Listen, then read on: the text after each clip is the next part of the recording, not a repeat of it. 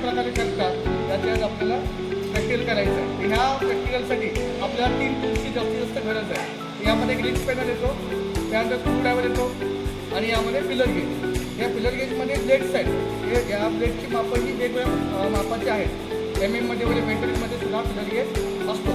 तर हे जे वॉल सेटिंग आहे, हे वॉल सेटिंग करताना सर्वप्रथम घ्यावायची काळजी काय, तर हा सिलेंडर किंवा पिस्टन हा कॉम्प्रेशन स्ट्रोकला आला पाहिजे.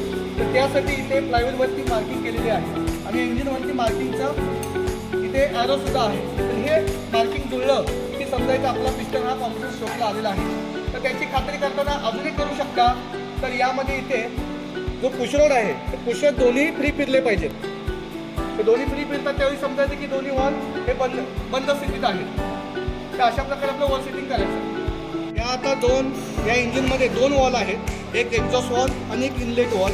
तर या सायलेन्सरच्या बाजूचा जो वॉल आहे तो इनलेट एक्झॉस्ट वॉल आहे आणि इकडे एअर फिल्टरच्या बाजूचा इनलेट वॉल आहे. तर याची सेटिंग करताना हे एक्झॉस्ट वॉल हा 30 mm एवढा गॅप ठेवावा लागतो फिलर गेजमध्ये आणि इनलेट वॉलला 20 mm आसपास गॅप ठेवावा लागतो, कारण एक्झॉस्ट वॉल हा उष्णतेमुळे जास्त गरम होतो, प्रसरत पडतो.